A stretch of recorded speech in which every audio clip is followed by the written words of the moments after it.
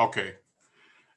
Welcome to our series on Judaism and science. Can everybody hear? Well, I don't know because you're muted. But Joel, if you can hear me, let me know. I can hear you. Okay, good. Before we begin, a few housekeeping points. This session is being recorded. If you don't want your face in the recording, there's an option to turn off your camera. If you have a question or comment, please use Zoom's chat function. Today's agenda, as you can see, it says Verein at the top of the screen, which is German for society. We have named our discussion group Verein with a nod to the 1820s group of Jewish German intellectuals who ushered in a knowledge-based Judaism. I will talk to you about why now is the right time for a series like this, then briefly about my journey towards Jews in science. I will then say a few words about what we see with, and finally show you the schedule for the other programs in this series, including speakers, topics, and dates. On behalf of my co-chair Ralph and myself, I welcome you to the series on Judaism and science. We have scheduled presentation that will run monthly through December at least. The first presentation is meant as an introduction, both to the topic itself and to the series. Most of you know me, but here's a quick intro. The 2009 event that precipitated this journey will be addressed in a few slides from now, and also by another one of our speakers later in the spring and early summer. This is science definition of science. Science is distinguished from speculations, opinions, feelings, and general statements made out of spontaneous inclination, often based on wishful thinking on the part of the speaker. We are trying to be precise when we define things. So when we define what is and what is not science, we're using this simple chart. Science can be classified into empirical and formal sciences. The former category is often divided into natural and social. As you can see, there's a group of different sciences there. Scientific research can be labeled as either basic or applied research. Basic research is the search for knowledge. Applied research is the search for solutions to practical problems using this knowledge. We have chosen this time to present this series because of the history of the last few years. In the recent decade or so, we have been told that truth and science aren't that important. Spontaneous opinions and feelings have had as much weight as facts and truth. With the pandemic, we learned in a catastrophically tragic way that such an approach is deadly. It is time once again to place the highest value on scientific method and provable truth. Our friend and fellow Kol Rinah member Margaret Israel, who's with us on this call, had made some comments that underscore this point. In today's world, it's imperative that our initial focus be on scientific achievement and that we recognize its importance as we deal with the efforts of climate change, not to mention vaccines for the coronavirus and other viruses. The Jewish connection is superbly expressed by Margaret in this quote. She says, "I suggest that an ingrained family value that there be an effort to study, to learn, and to succeed, despite oftentimes political, social, and religious obstacles. This also may be attributed to a Jewish emphasis on reading, learning, questioning, discussing, and interpreting Torah." What I find most insightful is what follows next. Even if one is not involved in the religious aspect of biblical study, the concept of always challenging, dissecting, exploring new ideas, and being able to deal with wrong turns and still continue the pursuit to better understanding is essentially essential to opening doors to new knowledge. In my mind, it explained why so many of the environmental movements, social justice movement, civil rights movement were led by Jewish people who may or may not have been observant Jews. The last point on whether a person is observant or born to be Jewish guided us when we gave parameters to our speakers. Based on the quote from Margaret, you will see during this year that the scientists that we are presenting range in terms of their level of observance from barely to very, and it was our decision to let each presenter handle that question as he or she sees fit. Some of you undoubtedly are familiar with the TV show The Big Bang Theory. The actress playing the neuroscientist, in addition to being an actress, actually is a neuroscientist on the West Coast. What's going to happen now is I'm going to stop sharing and we're going to watch a little 4-minute long video with Mayim Bialik. So I'm stopping the sharing and Joel is now going to share.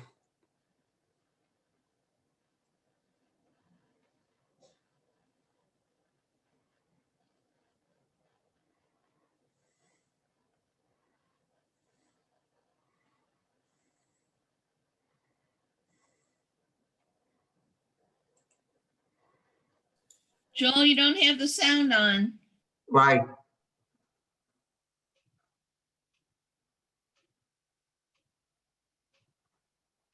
There should be a little microphone in the corner.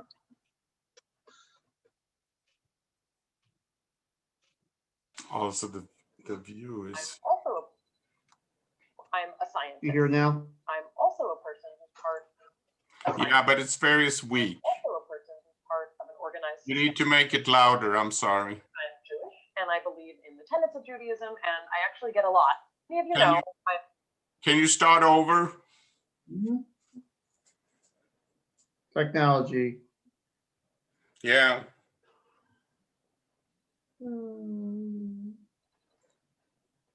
Do you want me to try it? Because I had it before. There should be a level here at that mic that you can make it louder. Crank Yeah. it up. Okay, it looks like it's max now. Okay, gonna try it. Ready? Go. also a person who's part I'm gonna, a scientist. I'm also a person who's part of an organized system of religion. In particular, I'm Jewish, and I believe in the tenets of Judaism, and I actually get a lot out of religious observance. You might be wondering, how can you be a scientist and also be a religious person? Scientists are only supposed to believe in observable, quantifiable things that we have proof of. Isn't being religious fundamentally in opposition to everything that being a scientist is about? These are good questions. I'm a thoughtful person, I'm a skeptical person, and I am not a person who believes blindly in anything. So how is it that I believe in God, and what does that belief look like? Well, maybe it's easier to start with what I don't believe God is. I don't believe God is an old man with a beard in the sky who grants you magic fairy wishes if you recite the right words or feel guilty enough. I don't believe that God can grant you a parking space if you pray hard enough. I don't believe that God has set up some code of behavior, and if I don't live by it, I won't be granted my place in heaven among the angels. So if the God I believe in isn't all of those things, who is God? Well, the God I believe in is the force in the universe that drives all of the phenomena that we experience as human beings. God is gravity, and God is centrifugal force, and God is the answer to why everything is the way it is in the natural world. You might be thinking, well, that's not God, that's just science. I guess you're right, but in my cultural and religious tradition that goes back thousands of years, we have a tremendous sense of gratitude and humility for our place in the natural and scientific world. Understanding equations that describe gravity and pressure and force and torque is science, and that's amazing. But having a spiritual connection with that information, so much so that it brings you to your knees because it is so unbelievable, is what it means to have a relationship with God. I also ascribe our ability to think, to reason, to love, to build, to create as divine, because it's amazing that we exist. Like, do you ever get that feeling like, oh my gosh, I can't believe we exist? I get that feeling all the time. A closeness with a notion of God gives me the opportunity to experience myself as a spiritual being and not just a physical or a mental one. But having a relationship with God gives me a chance to understand my inner world in a way that can't be measured by inches or SAT scores or HDL, LDL ratios, or by diplomas hung on the wall commemorating learned information. It can be measured by the way it feels when you read a poem or a psalm and you feel like someone out there understands you and there is a purpose to continuing your existence. It can be measured by the way it feels when your stomach flip-flops over and drops to the ground when you stare into the eyes of someone that you want to spend the rest of your life with. It can be measured by the enormity of emotions you feel when you look at the Milky Way or when your baby smiles at you for the first time. It can be measured by the depths of despair that you feel when someone breaks your heart. And it can also be measured by the hope you feel when you know that you will love again. So what do I get from religion? Well, my religious practice gives me discipline. It's normal and healthy for human beings to have boundaries. And I guess to what extent you want them is kind of up to you. For me, my religious tradition helps me to think hard about decisions I make. I only eat certain foods. I make it a priority not to gossip, to learn to be more compassionate, to find ways to repair the world, to meditate, to seek justice and pursue it. All of these things are guided by the structure of my religious faith. And I'm inspired by the notion of a responsibility to a universe that is governed by something bigger than me. It's okay for smart people to believe in religion. And we aren't always happy with how religion looks or how religious people act. But there's a force in the universe that underlies all of this beautiful chaos. And understanding the relationship between science and God, I think, makes me a better scientist and a more complete person. So I'm sticking to that. Subscribe to my channel. See you next time.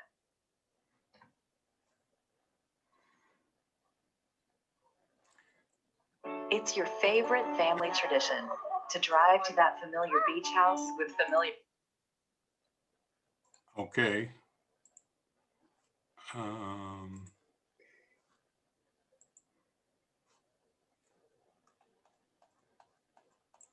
Hang on a second.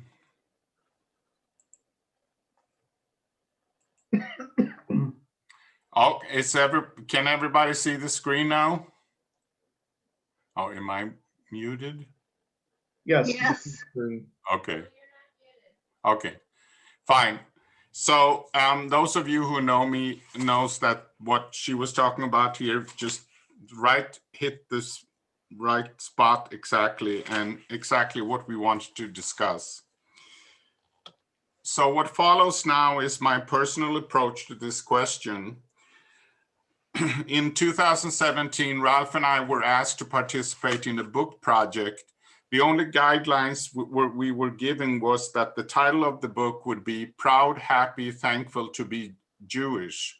That is all we were told. Make out of that title what you will, we were told. We had no idea what to make out of this. First question, of course, was, are we proud? Are we happy? Are we thankful? Well, both Ralph and I answered in the affirmative, so it became an easy decision. As you can imagine, I jumped on the opportunity to explain why I'm proud, happy, and thankful to be Jewish. The book was released a few years back. Our articles can be found online. We will give you the links later in the presentations. I'm bringing this up as my article focused on Judaism and reason.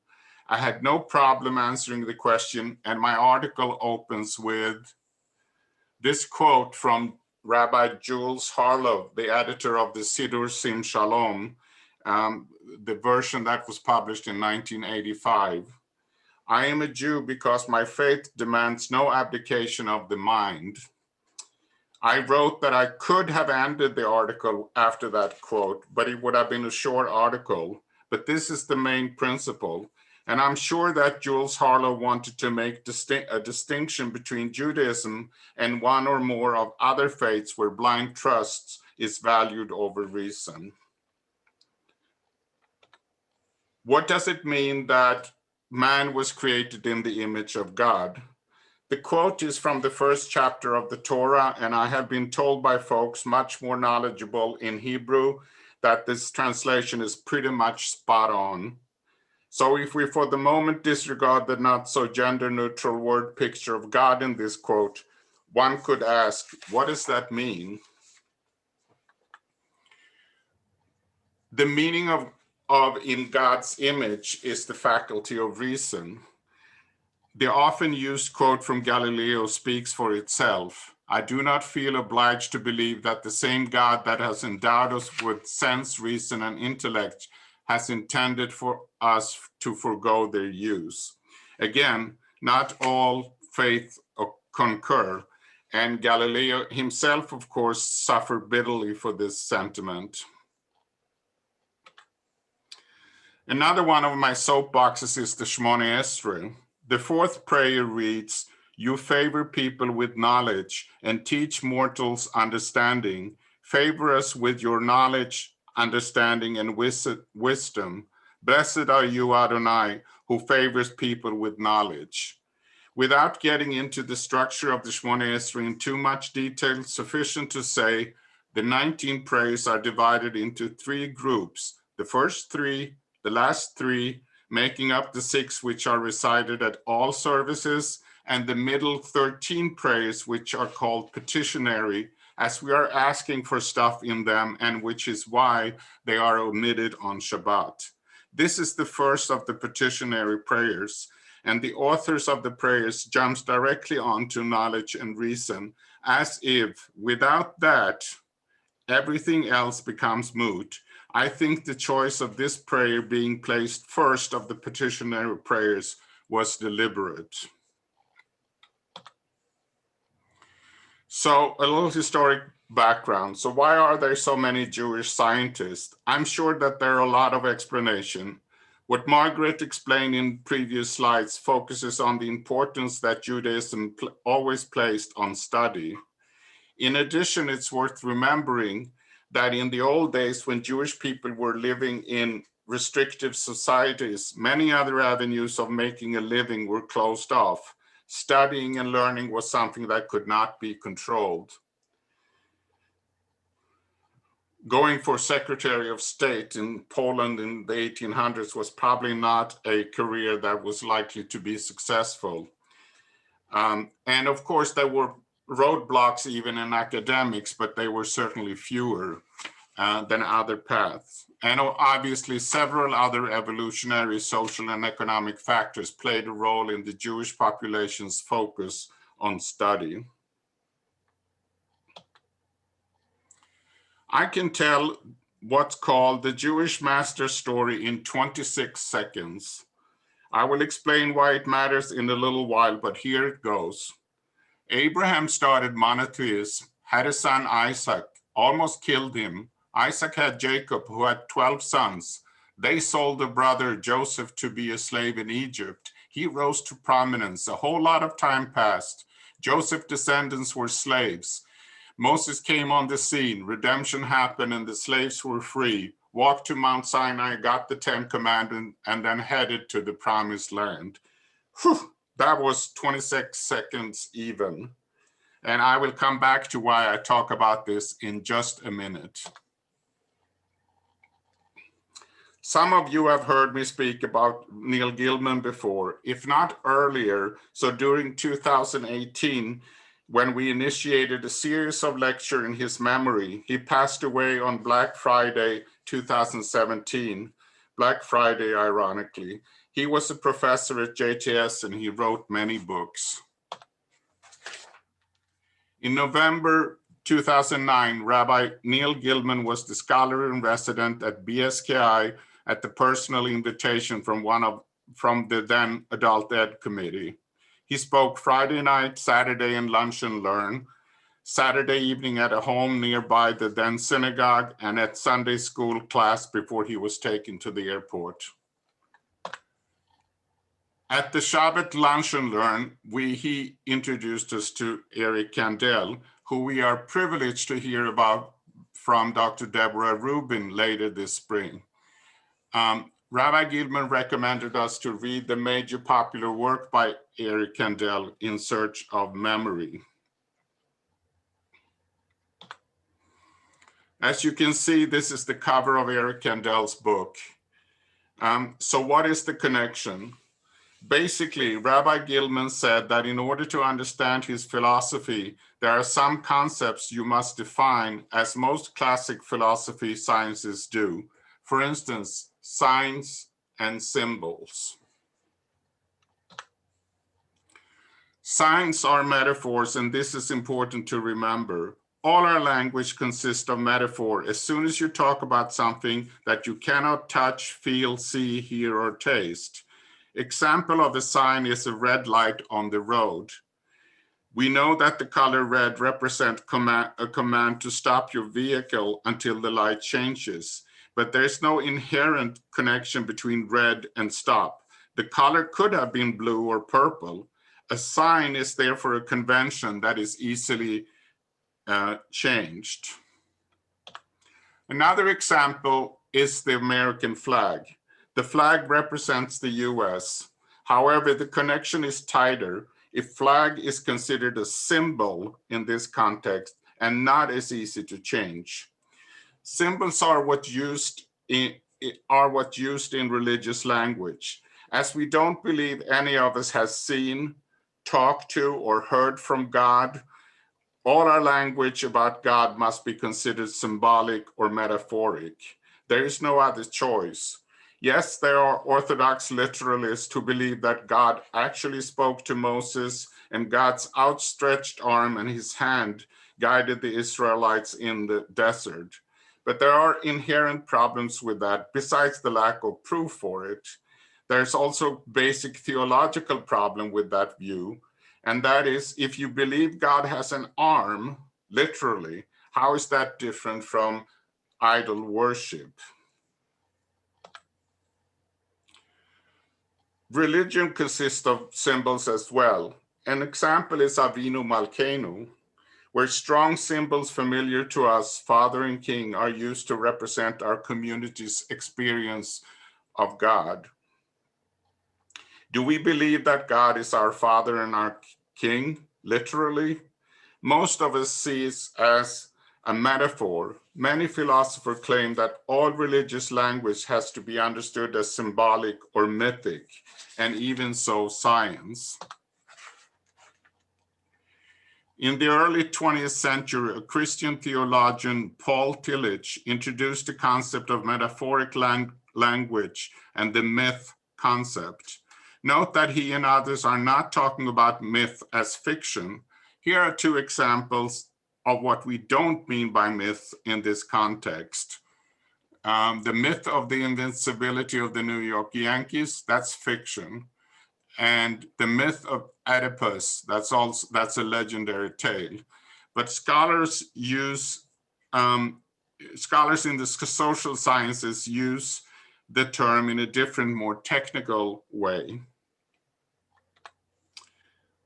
Rather, myths should be viewed as spectacle, glasses we use to see the world.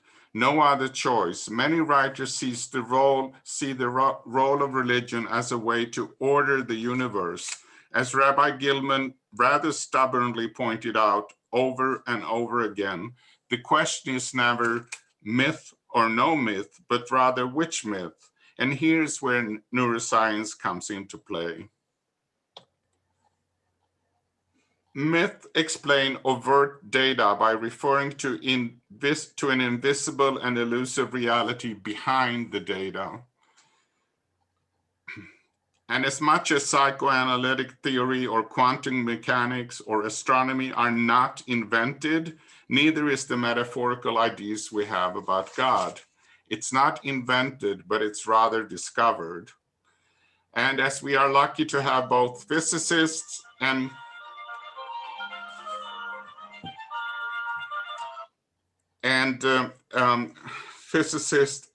a psychoanalyst presenting programs in this series. We will hear more about these myths later in the series. Nobody says that they're invented, just discovered. An example of physics that we hopefully will hear more about is the Higgs boson particle that I now will explain in great detail. Oh, just kidding, I'm not. Nobody understands me, but that doesn't mean I don't exist. Can the same be said about God? I don't know the answer to that, but I'm posing the question. And not so new insight is we see with our brains, not with our eyes. And what we see depends on what our brains are trained to see. We experience God rather than seeing God.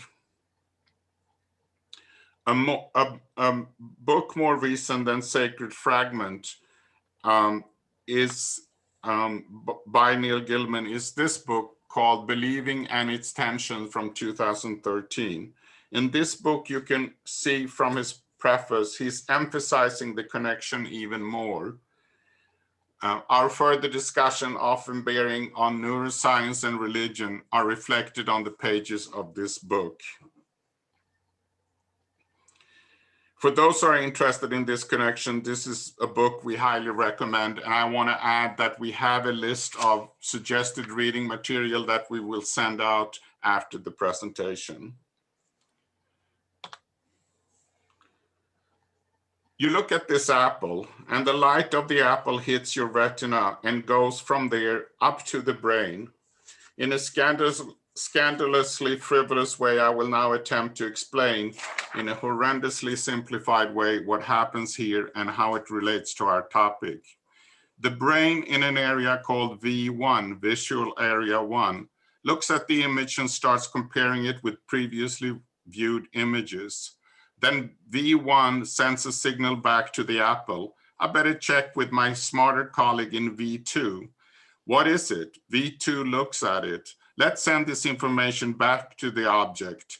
Done. Now the image goes to an even more sophisticated area, V3, that can determine the function, and V3 determines by comparing to its inventory of edible stuff that this thingy we are looking at is edible. So area V4, who is smarter than the other three combined, says, well, what we have here is a round, red, edible thing. Let me think, I'm guessing it's an apple. Now, at this point, but not before, not only do your eyes see the apple, but your brain, your awareness, your conscious mind interprets this as an apple. So this filtering that the brain does before it decides that this is a red apple is exactly what is meant by myth, a spectacle, glasses that we use to see the world. And yes, even the red apple. I cannot stress enough what a simplification this is. This process, measured by biological standards, takes a long time, between 300 and 500 milliseconds, so between a third and half a second. And the next slide, I want you to just focus on two parts of. The very left side is the eye, the retina. I may even be able to point to it here. This is your eye and your retina. The other part I want you to focus on is the right side here, which is the different kinds of shapes. As you can see, the V1 handles edges and line, V2 handles shapes, V4 objects, and finally IT, which is short for inferior temporal cortex, but it doesn't matter, deals with faces and more complex objects. So it goes from simple to more sophisticated types of structure. What this has to do with scientific definition of myths is that, as mentioned, myth explains overt data by referring to an invisible or elusive reality behind the data, like the Higgs boson or God, for example. What your brain is trained to see, if you will, what is in the brain's inventory is what you see. Let's now return to our master story. The perspective I'm trying to explain does not mean that each time a Jewish person is confronted with any situation in his or her life, they immediately think back to the story and try to filter the situation to this master story. Of course not. That would be like, what would Moses do? And we don't do that. No, rather the point is basically to remember that we do not see with our eyes, we do not hear with our ears, and so on. All these encounters happens in the brain, and the brain has spectacles or glasses, which in themselves has been formed by culture, heritage, DNA, upbringing, and 1,000 other things. In the packet that will be made available to you for this series, I have information about the 100 billion neurons in our brains and how amazingly fast we are starting to understand how the brain works, while still acknowledging that we are only scratching the surface. Within the next 10 years, we will see dramatic new discoveries in this field. As Eric Kandel said, the 21st century is the neuroscience century. A reading list will be sent to you, as I mentioned. 2 more slides about Eric Kandel, partly because he has such a nice smile and demeanor. He said, the biology of mind bridges the sciences concerned with the natural world and the humanities concerned with the meaning of human experience. In the information packet, we have some links to these YouTube addresses, and it's worth your while to take a look. I believe the young boy is Eric Kandel as a young boy in Vienna. And again, he has such a contagious smile. And now, folks, it's time for pen and paper. We are going to talk to you about dates. And first, I want to show you that at the bottom of the screen, you can see images of the people that will be discussed. Ralph's presentation next month consists of 9 scientists not pictured here. Then from left to right, Emmy Noether, Rosalind Franklin, Eric Kandel, Lucille Bacall. No, wait a minute, that's not Lucille Bacall, that's Ruth Bader Ginsburg. Louis Brandeis, Alfred Einstein, the twin brother of Albert, Hedy Lamarr, and Aaron T. Beck. And the next slide is when you need your pen and paper. These are dates. We are trying to do the 3rd Sunday of every month, but because of Jewish holidays, that doesn't always work out. But we will send you reminders about upcoming programs. I want to tell you that we have 17 scientists that will be presented in this series so far. And out of those, 6 are female, and that's 35%.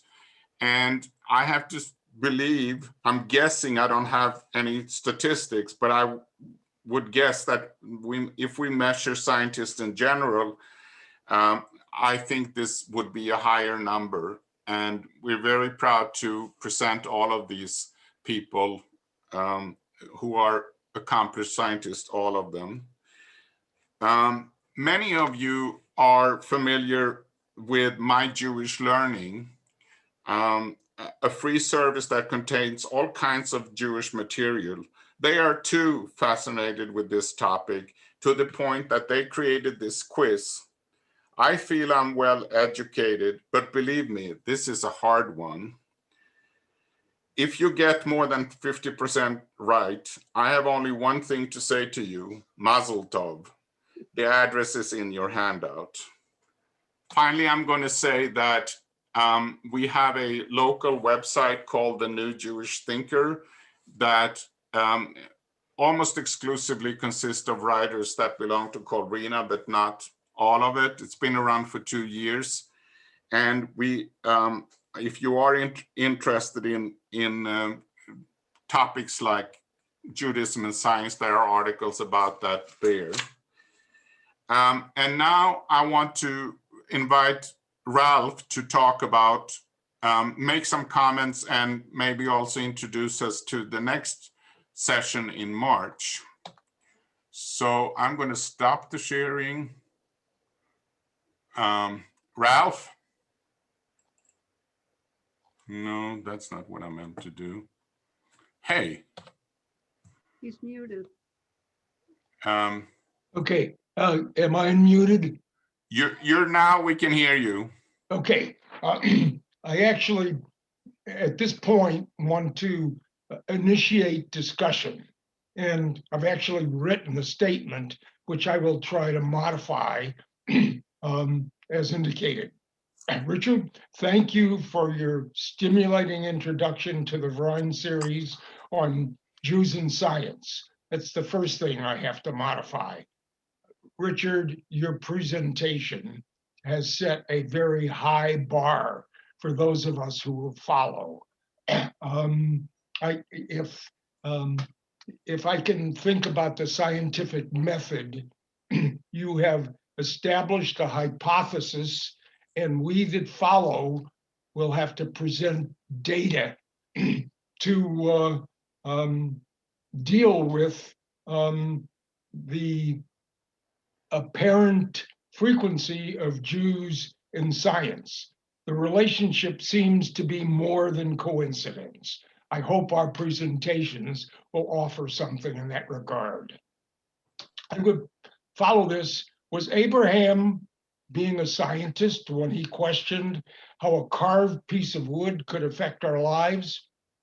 Was Rebecca being a scientist when she evaluated the mentality of her sons?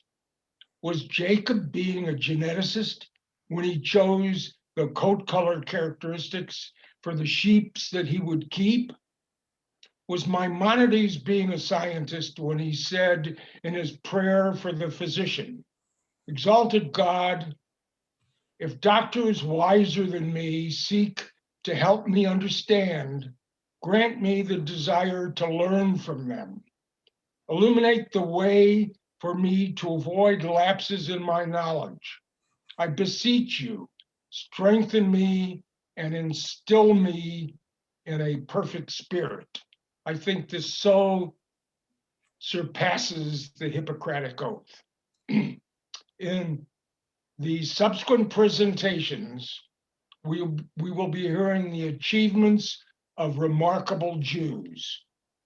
We will ask the question, did Judaism affect that achievement? And at this point, I'm going to open the floor for discussion, pass the ownership back to you all and invite discussion.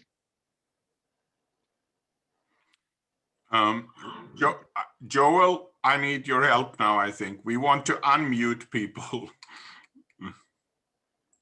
If you like to participate in the discussion, just unmute yourself and speak what you would like to say.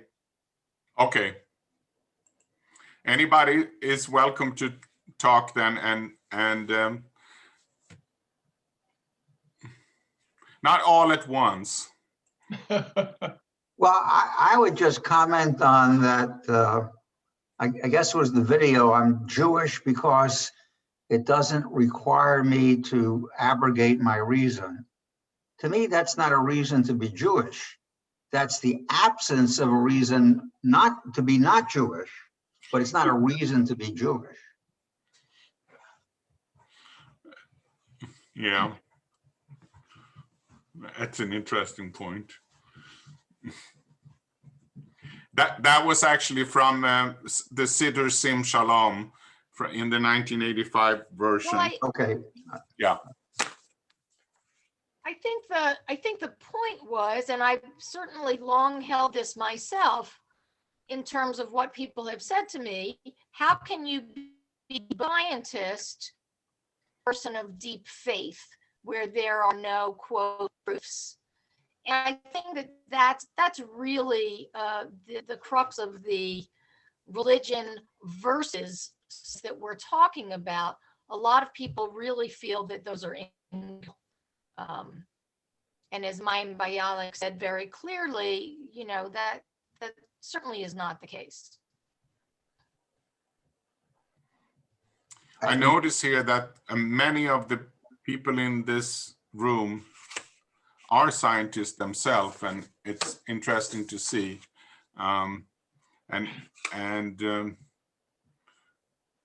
We love to hear from you how you balance that yourselves.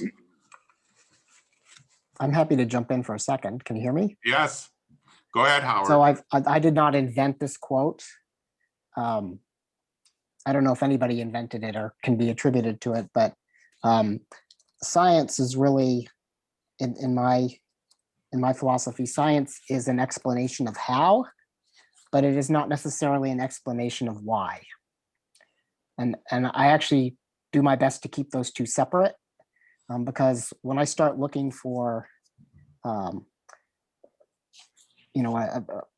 background of meaning behind why certain things work certain ways, I feel like I'm getting into trouble because I'm getting to things that maybe can't be tested experimentally anymore. But if we're focused on the how, that is something we can test. So for me, science is the how, religion might be the why. Okay. All right, Howard. Let's see. Am I unmuted now? Yeah, we can hear you. Hear you, Margaret. We can hear I'm you. okay. I'm okay. Yes. Fine. Okay. I agree. Howard, you said it more poetically than I would. I see science and religion on two parallel paths. And it's kind of like you need 2 feet or 2 crutches to walk on. You need them both in order to have a satisfying life. And there's no reason you can't believe in a God idea while still searching for absolute answers through science and through discovery and through theory and experimentation. But I don't think we can ever know everything through science, but we still need a basis for moving forward that gives us the courage and the energy to look at science, but we need that other dimension that I call religion. So I think this how and why makes a lot of sense. Howard, I very much liked your explanation just now. And Margaret, I really liked your quotes very much. I think I totally understand the different arenas of science. But Richard, I think you put up that slide where you talked about the different kinds of science way too short. And I would like you to focus on that again a little bit more, if that would be okay. I don't know if you need to put up the slide again to do that, but if you could talk about that so that people understand why we're having different kinds of people that normally people wouldn't think of as scientists in the series that we're having. I think that might be a useful thing. Is this the one you're talking about? Yes, this is Okay. exactly the one I'm talking about. Because I think normally people wouldn't think about people in, for instance, the legal profession as scientists, and yet we have them. And there's this slide perfectly explains why they're there, but I think maybe a better explanation of this slide, which you didn't really spend very much time on, would explain that. So maybe you could spend a little more time on Yeah, this. I just want to say that the top line there that starts with physics and goes over to anthropology and then over to logic and mathematics is what's called basic research, while the bottom line where it says engineering, business administration, and computer science is what they call applied research. So the first part is the basic stuff, and then the applied is the bottom line here, the bottom row here that we're looking at. And I'm sure that there could be other people who have other kinds of definitions, but this is the one we've been using to put together this series. I also want to make a comment on Margaret. You should all know that a lot of pressure has been made towards Margaret to be one of the presenters, and we're hoping, we haven't given up yet. You can see she's a very thoughtful person, and she knows a lot of stuff. I even suggested that her topic should be Marty Israel, but we'll see. Well, I think there's no shortage of Jewish scientists, especially when you look at that slide of all the categories that there would be for her to pick from. You're right. I'd like to maybe offer an observation, following up on what Alan Rosenberg said and some of the other people. This, and I think I've said some version of this before in some of these meetings. The premise that religion and science are two different things, I think is somewhat inaccurate. And let me explain what I mean. Just by analogy, back in ancient Greece, the idea that religion was different than theater would have been nonsensical to somebody in ancient Greece. They were the same thing to somebody in ancient Greece. Plays were religious things and vice versa. And so an ancient Greek today would, when we explain to them, well, we have theater and then we have religion, and those are two different things, would find that incomprehensible. Because they are, according to the ancient Greeks, they were both things that do the same thing. I mean, there's only one reality, whatever that is, in the world, and we have different ways of understanding them. Nobody would say, well, I believe in biology and I also believe in chemistry, and I think it's possible to believe in both. Of course, it's possible to believe in both.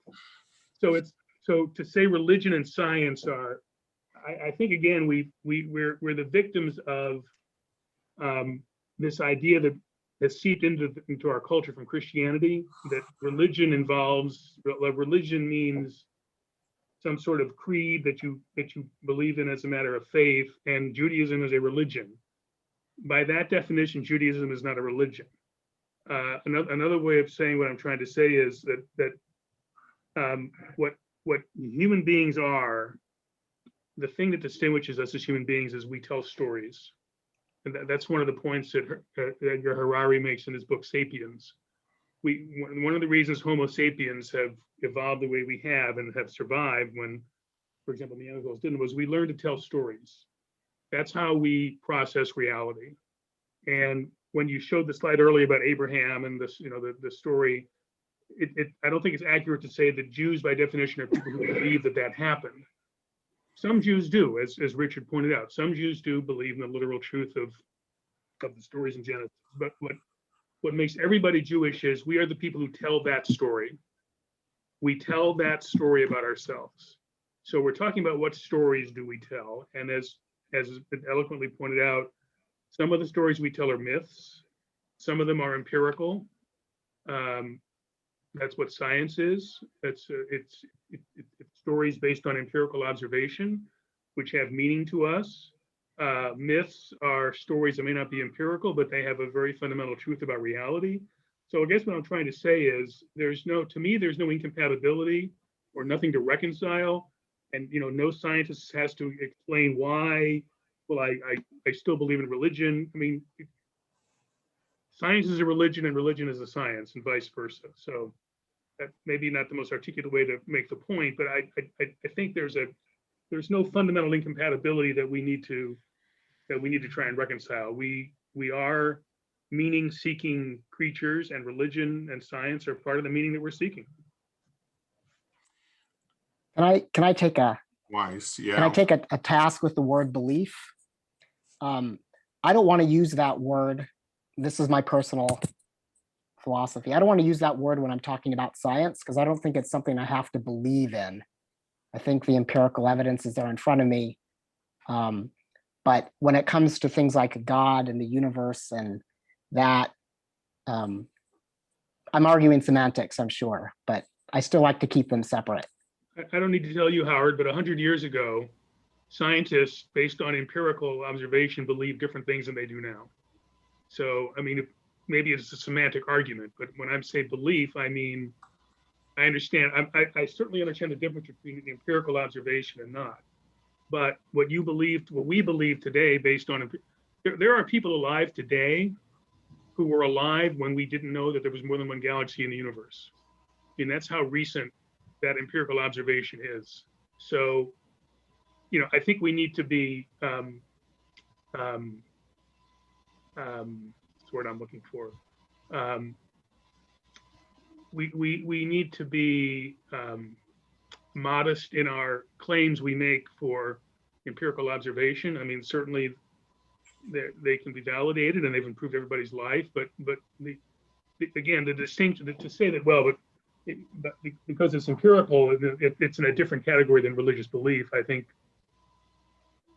we need to be careful about that, because there'll be empirical observations in the next 20 years that will upset 60% of the things we think we know now. Yeah. Larry, I agree with everything you said. I think, though, that the background to why there sometimes is a contradiction or perceived contradiction is what I mentioned about Galileo, for instance. It wasn't so easy to say the things that he said when there was a religion that said, no, no, no, that's not the way it is. And he had to suffer bitterly for that. And, you know, obviously things are a lot better now in terms of that, but there's still some religions and some religious leaders who are skeptical to science, let's put it that way. And so I think that's the background to why people sometimes feel that there is a tension there. No, that's definitely a social reality, no question. Fundamentalism, you know, feels threatened by empirical science. That was true in Galileo's time. It's true now. No question that that's the empirical reality. But I just don't think we need to buy into the premise of the fundamentalists, which is to say that there is an incompatibility there, which we need to resolve in favor of fundamentalism. I think I have a point to make. We're forgetting about dogma, because there's a fine line between believing in God and creationism. I took a couple of Orthodox phone classes, and the woman was saying how the Orthodox believe that God created 5 to 7 worlds, destroyed one at a time because he's recreating the next world, and that he created the worlds old, meaning the dinosaur bones were already there. So that's creationism, dogma, but there's a fine line between God and creationism, because evolution seems to be accurate. Well, besides, I mean, there's another reason for believing in evolution.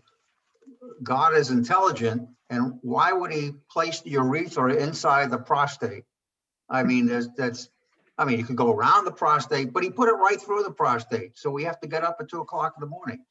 I mean, that God would never, intelligent God would not do that. Alan, I have an answer for you. This is Marty Bell.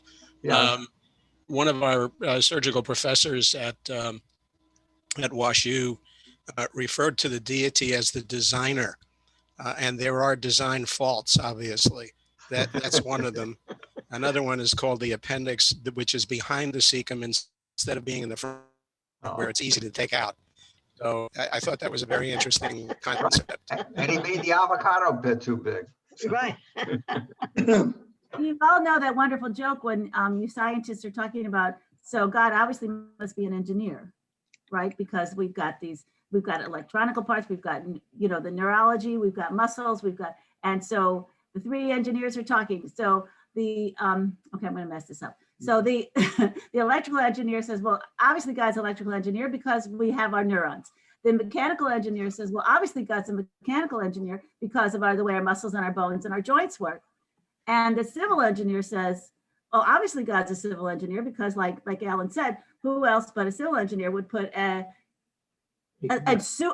waste disposal through an entertainment center? Right. Emily Fassman told that joke once too. It wasn't just me. Richard, Yeah, right. Yep. Richard, Yes. I'd like to go back and put up that slide where you defined a myth, Okay. because I'd like to discuss that a bit.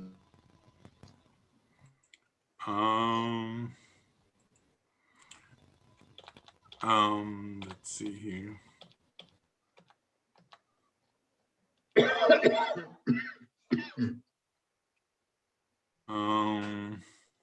I had a couple of them, so tell me when to stop. Keep going. There you are. Okay. In popular parlance, a myth is understood to be either a fiction or a legendary tale. To me, a myth is something where someone has expressed an opinion, has become ingrained within people's minds that this is what has happened, and we've never proven it. But yet, science has a way to evolve and take us to the places that prove these myths. I think if we look back when we were kids, Ralph and I, and there were comic books, and we had Buck Rogers and Flash Gordon and these people going to outer space. In those days, people thought that could never happen, and it became a bit of fiction. But as things evolved and people like Marty Israel came on the scene and were able to take us to the moon, and now we're on Mars. And Mars is part of the evolution maybe of what the world is all about. They've thought about, they think there's been water on Mars and maybe life at some point. The same with Venus. And there's some things in the paper this past week about what's going on in the world and how it's evolved. And one of them is talking about the dinosaurs and the climate change back many millennia ago. So things do evolve, and our world is evolving all the time, and science has been a great part of that. And I think it will continue forever. That's all I really have to say. Any comment? Yeah. I'll say I'm making you think a little. I just don't believe in myths. That's my point is, I don't believe in myths. I think that myths are something that people put out there and they become truth if you let them be. I was going to say, I read a book a while back. It was called The Six Constants of Physics. And I forget what each of the constants was, but like the gravitational constant, G, was one of them. If gravity were a little bit stronger, we wouldn't exist. If gravity were a little bit weaker, we wouldn't exist.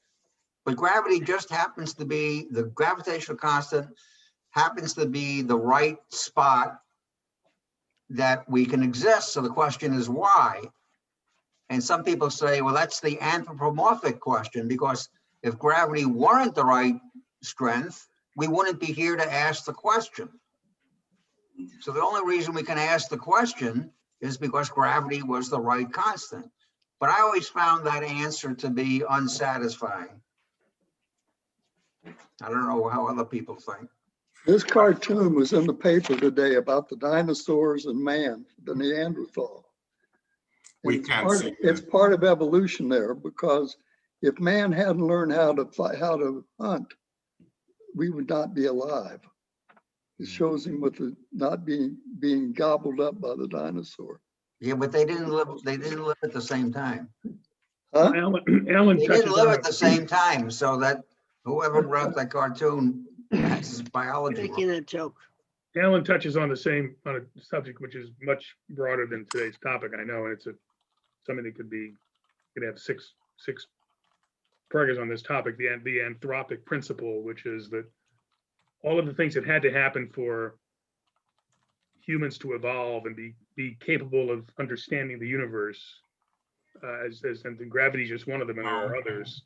And so there's an idea that the universe that the universe had to evolve for us to understand it, or it wouldn't exist. I mean, I'm not being very articulate, but if you look up the Anthropic Principle, that's the idea that there's some that we. There has to be something there directing it. Well, that's a different question. That's one explanation, yeah. I would say, I would take issue, Alan, or Jerry, with the idea that myths are. To say that myths are sort of untrue is, I mean, that's really not the point. The slide mentioned the myth of Oedipus. So was there a human being named Oedipus who actually, the gods said to roll up a hill? Probably not. Probably not. I mean, certainly almost all likelihood not. But it's a story that the Greeks told that said something to them about the nature of human existence, or the nature of the reality of human consciousness, or the reality of our lives, which resonated with them and which resonates to this day, which is why we still tell that story. So that's a.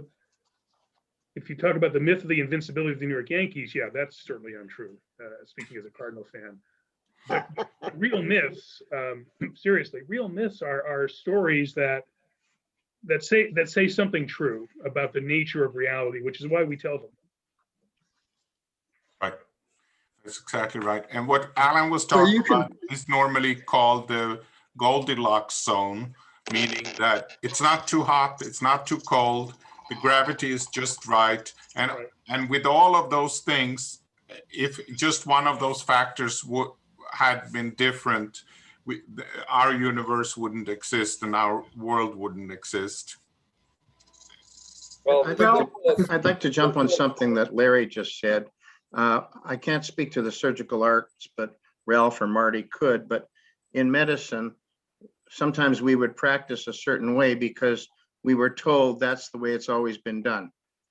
Sometimes there was no evidence to back it up. Sometimes it was just that's the way it was done, until science came along and said, no, it's really not the right way. Or science came along and said, yes, here's the reason it's the right way. And so I think that we deal with myth and science almost interchangeably in our professional careers. And again, I can only speak to my specialty, but we evolved as more and more information came out and was replicated by others, and others in turn made it, quote, scientific.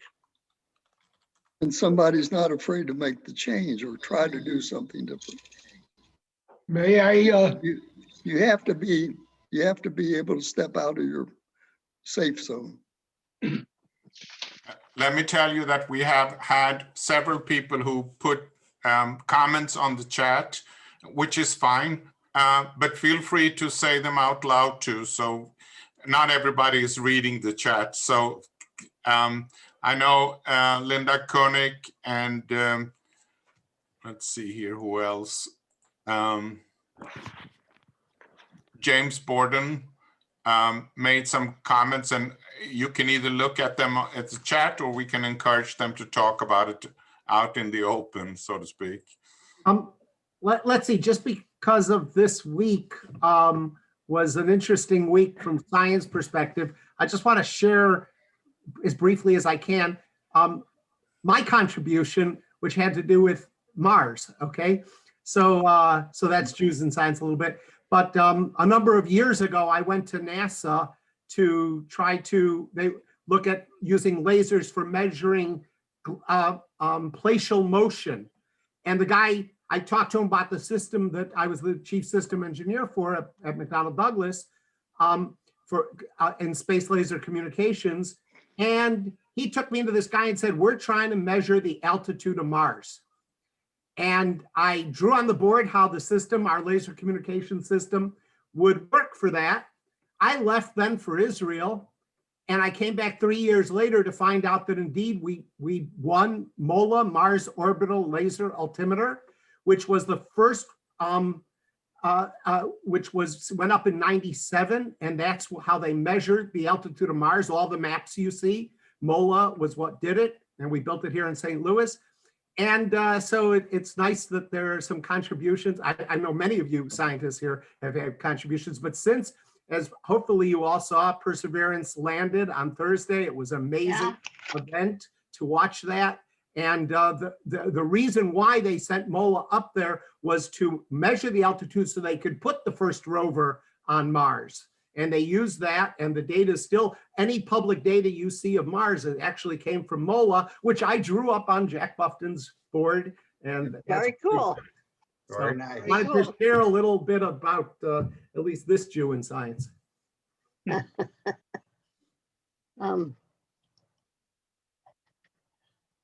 was just going to say about the anthropomorphic principle. It's even more direct than the gravity thing. If a few fundamental constants were a little different, there would be no elements heavier than helium.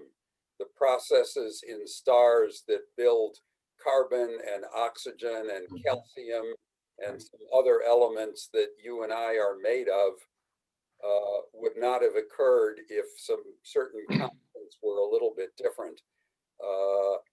And what some scientists are talking about, and I find this difficult, is the idea that there are lots of big bangs going on all the time, although time may not be a good way to say Parallel it. universes.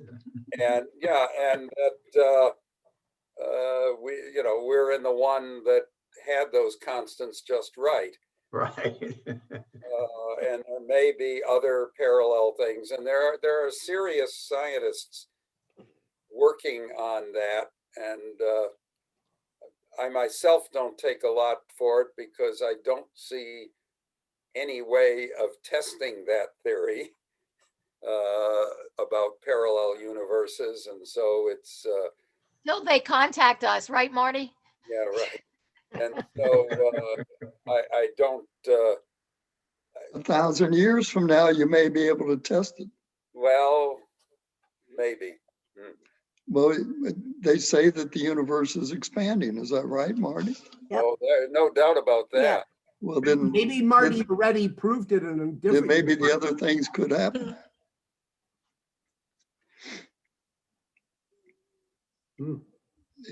Who's spying on us and who's not? Hi, it's Linda, and Richard encouraged me to speak about what I put in the chat. Yeah. And well, it seems like we're going along here on religion and science being on parallel tracks, perhaps. And whatever happened to the simple statement that man's a curious animal and he seeks and needs answers to all questions. And he invented religion to contain the answers that men and science have not yet revealed at any given moment in time. Anybody want to take that apart? If that's true, there'll always be need for religion, because I don't think science will ever answer all.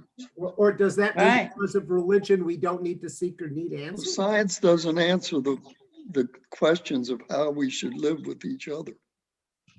I think religion gives us the way, or points the way, or helps to educate us in a way that we can relate and interact with one another in a peaceful manner. Well, I can try to, and we can feel humanity or humility to one another. I'd like to respond because in my experience, those patients and families who had a strong religious faith, regardless of what it was, tended to have better outcomes. I couldn't prove it. There was no way I could say this is the reason. And many of these people were from the fundamentalist Christian to just Jews who just happened to believe. Sure. And people who had faith, religious faith in God as they defined it, did better. It felt better, even managed adversity better than those who didn't. I can't explain that, but I think that's one of the advantages of having strong religious faith. Ralph, who's that? Yeah, no doubt. That could be a placebo effect. I mean, you don't know I'd like to make a Sure. comment about what Gary just said. I don't know how many people listening are Masons, but when you are initiated into the Masonic order, there's one question that's asked to you. The very first question you're asked when you're blindfolded and kneeling before the altar. That question is, in who do you put your faith? And who do you put your trust? And there's only one answer to that, and that's God.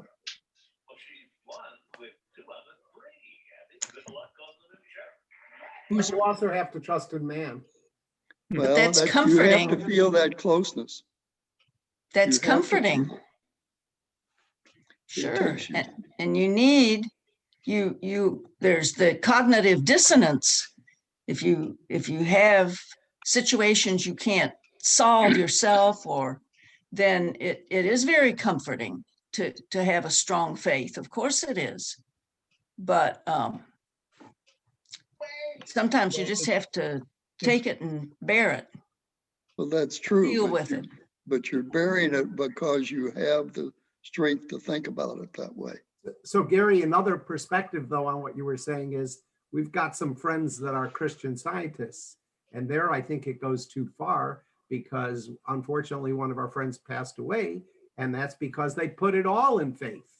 And therefore you've got to believe in, yes, faith helps, positive thinking helps.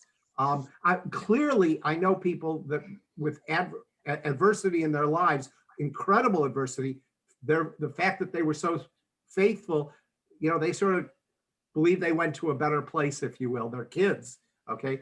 And yet, if it go too far, I mean, when people don't get surgery and they need it, it's very. As my grandfather said, "Man darf haben Seichel." You need Seichel too. Yeah. These people believe it. I'm going to interrupt in a second. It's 5:17 right now. You guys can continue on, but probably in the next 5 minutes, I'm going to end the. I think your next program, you better schedule more than an hour. Okay. Wow. It was a very stimulating discussion. I want to just say that, encourage everybody to tune in on March 21st, when Ralph's going to talk about 9 amazing Jewish scientists at WashU who received the Nobel Prize. Okay, Richard, could I make a concluding statement? Absolutely. Okay. To repeat what Richard just said, I'll be continuing the Jews in Science series on March 21st. Because of my actual and educational closeness to Washington University, I will be describing Jewish Washington University scientists, 9 of whom became Nobel laureates. Figuratively, I lived in the shadow of the tall power plant chimney on Millbrook and was in awe of the small building next to it with the word cyclotron on the door. Was that the cyclotron that Arthur Holly Compton used to win the Nobel Prize? The building and the door are still present, but not the word cyclotron. I received my undergraduate, medical school, and surgical residence education from Washington University, and therefore have my loyalty to Washington University. I'll be presenting a group of scientists. Some of you may have known these scientists as friends or fellow faculty members. I encourage you to share your knowledge with the group. Thank you. Well, thanks to everybody who participated, and this is being recorded and it can be found on the Kol Rinah website. And we will send out a reading list, a list of suggested reading to those who are interested, and also the presentation itself in a PDF format. So thanks everybody, have a wonderful day, and thanks for participating. Thank you. Happy Purim, yes.